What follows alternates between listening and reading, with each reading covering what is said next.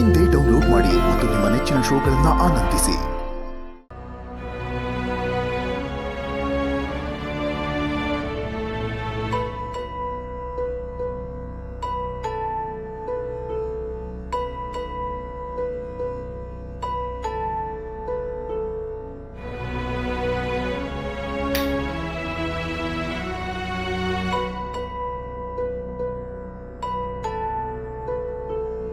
ಸಾವಿತ್ರಿ, ಇವತ್ತು ದೀಪಾವಳಿ ಹಬ್ಬ. ಇವತ್ತು ಎಲ್ಲರ ಜೀವನದಲ್ಲೂ ಬೆಳಕಿರುತ್ತೆ. ಎಲ್ಲರೂ ದೀಪ ಹಚ್ಚಿ ಪಟಾಕಿ ಹೊಡೆದು ಸಂಭ್ರಮಿಸ್ತಾ ಇರ್ತಾರೆ. ಆದ್ರೆ ನೀನ್ ನೋಡಿದ್ರೆ ಈ ತರ ಕತ್ಲಲ್ಲಿ ಕುತ್ಕೊಂಡಿದೀಯಲ್ಲ.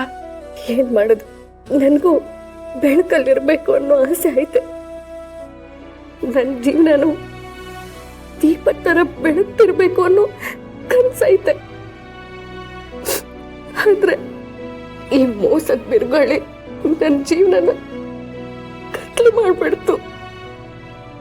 ಮದನ್ ಅವರು ನನಗೆ ಮೋಸ ಮಾಡಿ ನನ್ನನ್ನ ಕತ್ಲೆಗೆ ತಳ್ಬಿಟ್ರು.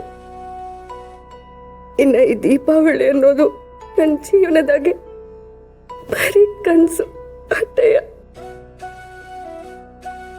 ಆ ಕನಸು ನನ್ಸಾಗುತ್ತೆ ಸಾವಿತ್ರಿ.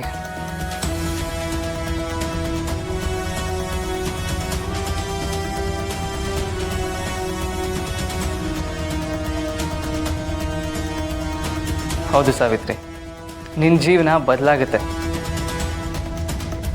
ನಿನ್ನ ಜೀವನದಲ್ಲಿ ಬರೀ ಬೆಳಕಲ್ಲ, ಬಣ್ಣದ ಓಕ್ಲಿನೇ ಚಿಮ್ಮುತ್ತೆ. ಆದರೆ ಅದೆಲ್ಲದಕ್ಕೂ ಸ್ವಲ್ಪ ತಾಳ್ಮೆಯಿಂದ ಕಾಯ್ಬೇಕಷ್ಟೇ ನೀನು. ಏನ್ ಹೇಳ್ತೀವ್ರಿ ನೀವು? ನಿನಗೆ ನ್ಯಾಯ ಸಿಗ್ಬೇಕು.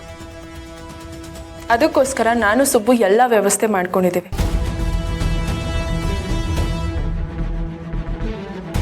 ನೀನೇನು ಯೋಚನೆ ಮಾಡಬೇಡ. ನಾಳೆನೆ ನಿನ್ನ ಜೀವನಕ್ಕೆ ಹೊಸ ಅರ್ಥ ಸಿಗುತ್ತೆ. ನಿನ್ನ ಜೀವನನೇ ಮುಗ್ದೋಯ್ತು, ನಿನ್ನ ಬದುಕಿನ ದಾರಿನೇ ಮುಚ್ಚೋಯ್ತು ಅಂತ ಅಂದ್ಕೊಂಡಿದ್ದೆ ನೀನು. ಆದರೆ ನಮಗೀಗ ಹೊಸ ದಾರಿ ಕಾಣಿಸ್ತಾ ಇದೆ. ಆ ದಾರಿಲಿ ನಾನು ಮೇಡಮು ಸೇರಿ ನಿನ್ನ ಕೈ ಹಿಡಿದು ನಡೆಸ್ತೀವಿ ಅಲ್ವಾ ಮೇಡಮ್?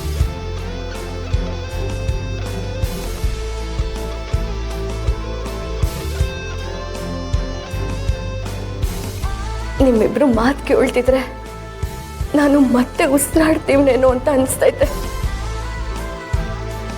ಪರಿಸ್ಥಿತಿ ನೋಡ್ತಿದ್ರೆ ಇನ್ನೇನು ಅನಾಹುತ ಆಯ್ತದೆ ಅಂತ ಭಯ ಕೂಡ ಆಯ್ತೈತೆ. ಏನು ಹೇಳ್ತಿದ್ಯಾ ಸಾವಿತ್ರಿ? ಆ MP ಸಾಹೇಬ್ರು ಯಜಮಾನ್ರಿಗೆ ಪದೇ ಪದೇ ಫೋನ್ ಮಾಡ್ತಾನೆ ಅವ್ರೆ. ಅವ್ರ ಕಡೆಯಿಂದ ಈ ಮದ್ವೆಗೆ ಆತರ ಪಡ್ತವ್ರೆ ಅಂತ ಅನಿಸ್ತೈತೆ. ಈ ಮದ್ವೆ ಏನಾದ್ರೂ ಆಗೋದ್ರೆ ಅನ್ನೋ ಅನುಮಾನನೇ ಬೇಡ ಸಾವಿತ್ರಿ. ಆ ಮದುವೆ ಆಗೋದಕ್ಕೆ ನಾವು ಬಿಡಲ್ಲ. ಬದಲಾಗೋ ಜೀವನ, ಹೊಸ ಬದುಕು, ಇದೆರಡನ್ನೂ ಒಪ್ಕೊಳ್ಳೋದಕ್ಕೆ ನೀನ್ ಸಿದ್ಧವಾಗಿರು. ಅದನ್ನ ಬಿಟ್ಬಿಟ್ಟು ಈ ತರ ಕತ್ಲೆಯಲ್ಲೆಲ್ಲ ಕುತ್ಕೋಬೇಡ. ಈ ಹಬ್ಬ ನಿನ್ ಬದುಕಲ್ಲಿ ಬದಲಾವಣೆ ತರ್ತಿದೆ ಅಂತ ಅನ್ಕೋ. ಎಲ್ಲರ ಜೊತೆ ಬಂದು ಖುಷಿ ಖುಷಿಯಾಗಿ ನಗ್ನಗ್ತಾ ಇರು. ಬಾ, ಊಟ ಮಾಡು ಬಾ. ಹೌದು ಸಾವಿತ್ರಿ, ನೀನು ಯಾವಾಗಲೂ ಈ ಮನೇಲಿ ಹಾಡ್ತಾ ನಗ್ನಗ್ತಾ ಖುಷಿಯಾಗಿರ್ಬೇಕು. ಈ ಥರ ಮಂಕಾಗಿರಬಾರ್ದು. ಬಾ, ಬನ್ನಿ ಮೇಡಮ್.